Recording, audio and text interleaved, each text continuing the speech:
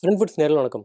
நடந்து முடிஞ்ச world cup பத்தி நம்ம நெறைய வீடியோஸ் பார்த்துருப்போம். ஸோ வேர்ல்டு கப் நடக்கும்போது நம்ம இன்னும் நெறைய விஷயம் வீடியோஸ் போடாம தான் இருந்திருப்போம். அது என்னன்னு உங்களுக்கு கண்டிப்பா தெரிஞ்சுக்கும்னு நெனைக்கிறேன். இந்தியா வர்சஸ் ஜிம்பாப்வேக்கு இந்தியன் டீம் அனௌன்ஸ் பண்ணியிருந்தாங்க. ஸோ நம்ம வேர்ல்டு கப் பரபரப்புல நம்ம இந்த டீம் பத்தி நம்ம பேச மாட்டோம். ஸோ இப்போ பார்த்தீங்கன்னா 6ஆம் தேதியிலேருந்து நம்ம India versus Zimbabwe match start ஆக போகுது. ஸோ இப்போ எல்லாருமே ஆட்டோமேட்டிக்கா வேர்ல்டு கப் சீசன் முடிஞ்சு நம்ம இந்தியா வின் பண்ணி செலிப்ரேட்லாம் பண்ணி முடிச்ச பிறகு இப்போ நம்ம இந்தியன் T20யோட எதிர்காலம் அப்படின்னு சொன்னோனே எல்லாருமே ஒரு கேள்விக்குறி இருக்கும் கண்டிப்பா.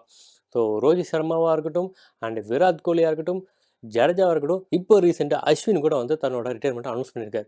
ஸோ இவங்கலாம் இனிமேட்டு இந்தியன் T20 டீமுக்குள்ள வரப்போறது கிடையாது. ஸோ இந்த 4 ஜாம்பவானுங்க ரிட்டயர்மெண்ட் சொல்லிட்டாங்க. இப்போ அவங்களுக்கு ஆல்டர்னேட்டிவா யார் இருக்கா அப்படின்னு பார்த்தீங்கன்னா, நம்ம ஊர்ல எப்பவுமே ஒரு வழக்கங்க. ஆல்ரெடி விளையாண்ட ஒரு பிளேயர வச்சு தான் கம்பேர் பண்ணுவாங்க. ஸோ இப்போ ரோஹித் சர்மா பிளேஸ்ல யார் வரப்போறா? அவர் ரோஹித் சர்மா மாரி ஆடுவாரா? இல்ல விராட் கோலி மாரி யார் வரப்போறா? இவர் அடுத்த விராட் கோலியா? அடுத்து ஜடேஜா. ஜடேஜா ஆல்ரவுண்டர். ஸோ அவர் அடுத்து நம்ம தமிழ்நாட்டு வீரர் தான்ப்பா பிடிக்க போறாரு. ஸோ இந்த மாரி நிறைய விஷயங்கள் போயிட்டு தான் இருக்கு. அது என்னன்றத தான் இப்ப நம்ம இந்த வீடியோல டீட்டெயிலா பார்க்க போறோம்.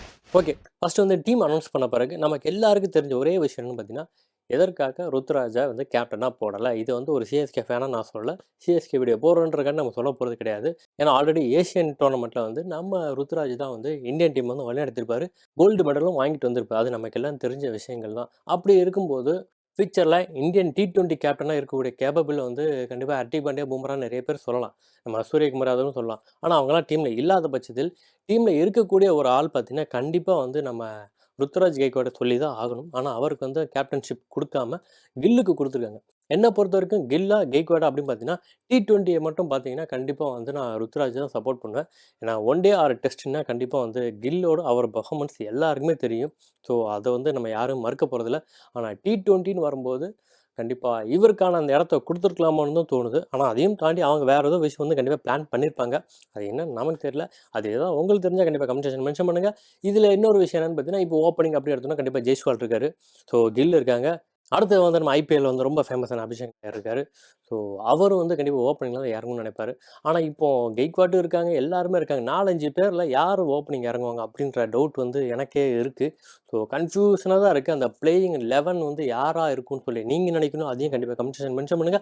அடுத்த வீடியோல பிளேயிங் 11 ப்ராபபிளா யார் இருக்கும்னு கண்டிப்பா நான் மென்ஷன் பண்றேன். இது எல்லாத்தையும் தாண்டி இப்போ ஜிம்பாப்வேக்கு போயாச்சு. இப்போ அதுல ஒரு ட்விஸ்ட் என்னன்னு பார்த்தீங்கன்னா, இன்னைக்கு கிளம்பி போன ஃப்ளைட்ல 3 பேர் மிஸ்ஸிங். அது யார் நமக்கு எல்லாரும் தெரிஞ்சிருக்கும்னு நினைக்கிறேன். நம்ம இந்தியன் T20 வேர்ல்டு கப் விளையாண்டவங்க நம்ம இந்தியாவுக்கு இன்னும் திரும்பல. ஸோ அங்க புயல்னால ஃப்ளைட்லாம் கேன்சல் ஆனதுனால, அதற்கு அடுத்து இந்தியாவே பார்த்தீங்கன்னா, தனியா ஒரு சார்ட்டர்டு ஃப்ளைட் அரேஞ்ச் பண்ணி அவங்கள அங்கேருந்து கூட்டு வந்துட்டுருக்காங்க. ஸோ லேட் ஆறனால முதல் 2 T20க்கு ஆல்டர்னேட்டிவா அந்த 3 பேர் யார் நமக்கு எல்லாம் தெரியணும் இல்லையா? கண்டிப்பா. ஃபர்ஸ்ட் சிவம் துபே, ஜெய்ஸ்வால், சஞ்சு சாம்சன். இந்த 3 பேருமே நல்ல தரமான பிளேயர்ஸ் தான் எந்த சந்தேகமும் இல்ல. இவங்க 3 பேருக்கு பதில் தான் சாய் சுதர்ஷன், ஜிதேஷ் சர்மா அண்ட் ஹர்ஷித் ராணா. ஸோ இவங்கள நம்ம இந்தியன் டீம் ஆல்டர்னேட்டா கூட்டு போயிருக்காங்க. ஸோ எப்படி பார்த்தாலும் நம்ம தமிழ்நாட்டு பிளேயர் உள்ள வந்தது நமக்கு ஒரு சந்தோஷம் கண்டிப்பா இருக்கும். ஆல்ரெடி வாஷிங்டன் சுந்தர் டீம்ல இருக்காரு. ஸோ இப்ப இவரும் உள்ள போயிருக்காரு. ஃபர்ஸ்ட் 2 T20 மேட்ச் இவங்கள்ல யாருக்கு வாய்ப்பு கிடைக்கும்ன்றது தான் இப்ப எல்லாருக்குமே ஒரு கன்ஃப்யூஷனா இருக்கும். ஸோ எஸ்எஸ் ஜெய்ஸ்வாலுக்கு பதிலா சாய் சுதர்ஷன் கண்டிப்பா ஓப்பனிங்ல இருப்பாரு. ஸோ இவருக்கான வாய்ப்பு கிடைக்குமா? இப்போ பார்த்தீங்கன்னா எல்லாருமே டவுட் வரும். ஸோ இனிமேட்டு எப்படிப்பா இவருக்கு எடுப்பாங்க? ஆல்ரெடி பார்த்தீங்கன்னா நிறைய கன்ஃப்யூஸ் இருந்துச்சு. இப்போ இவங்க ஆல்டர்னேட்டிவ் தான் எடுத்துருக்காங்க. ஸோ ஓப்பனிங் வேற யாரா இறங்க தான் வாய்ப்பு அதிகமா இருக்கு. அப்படின்னு நிறைய பேர் சொல்லிட்டு இருக்காங்க. என்ன பொறுத்தவரைக்கும் சாய் சுதர்ஷன் ஓப்பனிங் இறங்க வாய்ப்பு அதிகமா இருக்குன்னு தான் நான் சொல்லுவேன். ஸோ அவர் ஆல்டர்னேட்டிவா எடுத்திருந்தாலும் அந்த வாய்ப்பு குடுக்கப்படும் தான் எனக்கு தெரியுது. ஸோ அப்படி குடுக்கப்படும் பட்சத்தில் அவர் நல்லா பெர்ஃபார்மன்ஸ் பண்ணாங்க அப்படின்னா, இந்த 3 பேர்ல யார் பெர்ஃபார்மன்ஸ் பண்ணாலும் அதற்கு அடுத்து திரும்பவும் அவங்க திரும்ப வந்துருவாங்களா அப்படின்னு கேட்டா, அதுக்கான ஆன்ஸர் இப்போ வரைக்கும் பிசிசிஐல எந்த ஒரு இதுவும் இல்ல. ஸோ பெர்ஃபார்மன்ஸ் பண்ண பிறகு கண்டிப்பா இந்த 3 பேரும் ஜிம்பாப்வே போவாங்க. போன பிறகு இவங்க ஆல்டர்னேட்டிவா வெளிய வருவாங்களா? இல்ல அங்கேயே இருக்க போறாங்களான்னு தெரியல.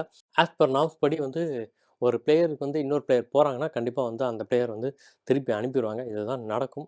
ஸோ 2 மேட்ச் முடிஞ்ச பிறகு தான் நமக்கு தெரியும். இந்த 3 பேர்ல யார் பெர்ஃபார்மன்ஸ் பண்ண போறாங்க? யார் திரும்பி வரப்போறாங்க? அப்படின்னு. நல்லா பெர்ஃபார்மன்ஸ் பண்ணாலும் கண்டிப்பா திரும்பி வந்து தான் ஆகணும். கண்டிப்பா திரும்பி வந்து தான் ஆகணும். அடுத்த ஸ்குவாட்ல கண்டிப்பா வாய்ப்பு கிடைக்கிறதுக்கு இது அவங்களுக்கு யூஸ் ஆகும் தான் கண்டிப்பா சொல்லணும். சரி ஓகே. எல்லாம் ஓகே. இப்போ நம்ம பவுலிங் அப்படின்னு எடுத்துட்டோம்னா, இப்ப இந்தியால நம்ம ஸ்பின் அண்ட் ஃபேஸ் எந்த அளவுக்கு பெர்ஃபார்மன்ஸ் பண்ண நம்ம எல்லாருக்குமே தெரியும். வேர்ல்டு வைட் எல்லாரும் பார்த்துட்டு தான் இருந்தாங்க. ஆனா இப்போ இருக்கிற இந்த ஜிம்பாப்வே இந்தியன் ஸ்குவாட் டீம்ல ஸ்பின்னர்ஸ் அப்படின்னு எடுத்துட்டோம்னா, எனக்கு தெரிஞ்சு பிஷ்னாய் வந்து நல்ல ஆப்ஷன் தான் கண்டிப்பா சொல்லுவேன். ஸோ பிஷ்னாய் வந்து நம்ம இந்தியன் டி20க்கே எடுத்துருக்கலாம் சில பேர் சொல்லிட்டு இருந்தாங்க.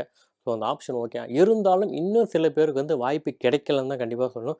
அது வேர்ல்டு கப்பா இருக்கட்டும், இந்தியாவா சிம்பாப்வே சீரிஸா இருக்கட்டும், இன்னும் சில பேர் வந்து வாய்ப்பு கிடைக்காம இருக்காங்க. ஐபிஎல்ல நல்லா பெர்ஃபார்மன்ஸ் பண்ணி. ஸோ அதில நட்ராஜ் வந்து கண்டிப்பா நம்ம சொல்லி தான் ஆகணும். ஸோ வேர்ல்டு கப்லயும் வாய்ப்பு கிடைக்கல, இங்கேயும் வாய்ப்பு கிடைக்கல. அதற்கு அடுத்தபடியா திலக் வர்மா வந்து நெறைய பேர் வந்து மறந்துட்டாங்கன்னு தான் நான் சொல்வேன். ஸோ மும்பை இந்தியன்ஸ்க்காக வந்து அவர் எந்த அளவுக்கு எஃபோர்ட் குடுக்குறாரு, எந்த அளவுக்கு அவரு ஒன் மேன் ஷோவா வந்து சில மேட்சஸ் வின் பண்ணி குடுத்துருக்காரு. ஸோ அந்த கான்ஃபிடென்ட் அவருக்கு இருக்கு. ஸோ அந்த மாரி கான்ஃபிடென்ட் உள்ள பிளேயர்ஸ் தான் நம்ம இந்தியன் டீமுக்கு எடுக்கணும். ஆனா அவரையும் வந்து மிஸ் பண்ணியிருக்காங்க. எனக்கு தெரிஞ்சு பிளேயர்ஸ் எக்கச்சக்கம் பேர் இருக்காங்க. ஆனா அத எப்படி கோஆர்டினேட் பண்ணி ஸோ ஒரு டீமா எப்படி ஃபார்ம் பண்ண போறாங்கன்றது தான் நம்ம இந்தியன் பிசிசிஐ மெம்பர்ஸோட ஒரு பெரிய சேலஞ்சிங்கா இருக்க போகுது. ஸோ எப்படி பிளான் பண்ணியிருக்காங்கன்னு தெரியல. ஃபர்ஸ்ட் மேட்ச்ல அந்த பிளேயிங் 11 பார்த்தோன தான் நமக்கு ஒரு ஐடியா கிடைக்கும். ஸோ யார் யார் உட்கார வச்சிருக்காங்க. அதுக்கடுத்து நெறைய பேர் ரிவ்யூ பண்ணுவாங்க. இவர ஏன் உட்கார வச்சாங்க? அவருக்கு வாய்ப்பு குடுத்துருக்கலாமே அப்படின்னு. இப்ப எல்லாருக்குமே தெரிஞ்சிருக்கும். ஆல்ரெடி வந்து சிவம் துபே பத்தி நெறைய பேசிட்டாங்க. சிவம் துபேக்கு எதுக்கு வாய்ப்பு குடுத்தாங்க? அதுவும் இல்லாம இப்ப திரும்பவும் வந்து ஜிம்பாப்வேல எடுத்து வச்சிருக்காங்க அப்படின்றாங்க. ஜிம்பாப்வே அப்படின்னு சொன்னா நம்ம ஆல்ரெடி பழைய மேட்சஸ் பார்த்தா தெரியும்.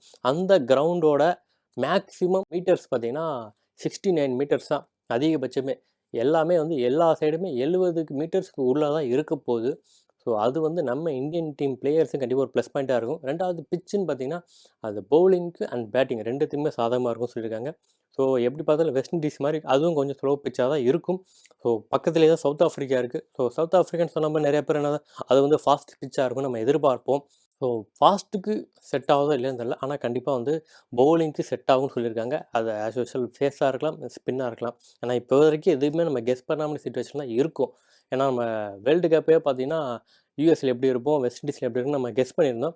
ஆனா நடந்ததெல்லாம் வேற மாரி இருந்துச்சு. ஸோ அந்த டயத்துக்கு பிட்ச் எப்படி ரெடி பண்ணியிருக்காங்கன்னு நமக்கு தெரியாது. ஸோ ஃபர்ஸ்ட் மேட்ச் நடந்து முடிஞ்ச பிறகு தான் தெரியும். 5 மேட்சுமே ஒரே கிரவுண்ட்ல தான் நடக்கப்போகுது. சாட்டர்டே, சண்டே அண்ட் 2 நாள் லீவு. அதுக்கடுத்து புதன்கிழமை ஒரு மேட்ச்சு. திருப்பி பார்த்தீங்கன்னா, தேர்ஸ்டே, ஃப்ரைடே லீவு. அதுக்கடுத்து சாட்டர்டே, சண்டே மேட்ச். ஸோ 5 20-20 இந்த ஃபார்மேட்ல தான் போறாங்க. ஸோ கில் கண்டிப்பா நல்லா பெர்ஃபார்மன்ஸ் பண்ணுவாருன்னு கான்ஃபிடென்ட் இருக்கு. ஆஸ் யூசுவல் வந்து நம்ம கெய்க்வாடையும் நம்ம கண்டிப்பா பாராட்டி தான் ஆகணும். அவர் வாய்ப்பு கிடைக்காம நிறைய தள்ளிட்டு இருந்தார். இப்போ நல்ல ஒரு வாய்ப்பு கிடைச்சிருக்கு. கண்டிப்பா இத அவர் யூஸ் பண்ணிக்க தான் பார்ப்பாரு. இது எல்லாத்தையும் தாண்டி பவுலர்ஸ் எப்படி யூஸ் பண்ண போறாங்கன்னு தெரியல. ஸோ பவுலர்ஸ் வந்து எப்படி பெர்ஃபார்மன்ஸ் பண்றாங்கன்றத பொறுத்து தான் நம்ம இந்தியன் டீமோட டோட்டல் பெர்ஃபார்மன்ஸும் இருக்கும். எனக்கு தெரிஞ்சு கண்டிப்பா 5மே வின் பண்ணிருவாங்க. அதில எந்த ஒரு சந்தேகமும் இல்ல. இருந்தாலும் நம்ம ரொம்ப அசால்ட்டா போக முடியாது. ஸோ வெயிட் பண்ணி தான் பார்க்கணும். இத பத்தி வேற ஏதாவது சஜஷன் இருந்தா கண்டிப்பா அதையும் கமெண்ட்ஸ்ல மென்ஷன் பண்ணுங்க. மீண்டும் அடுத்த வீடியோல உங்கள சந்திக்கிறேன். அதுவரை உங்களிடம் விடைபெறுவது சண்முகம்.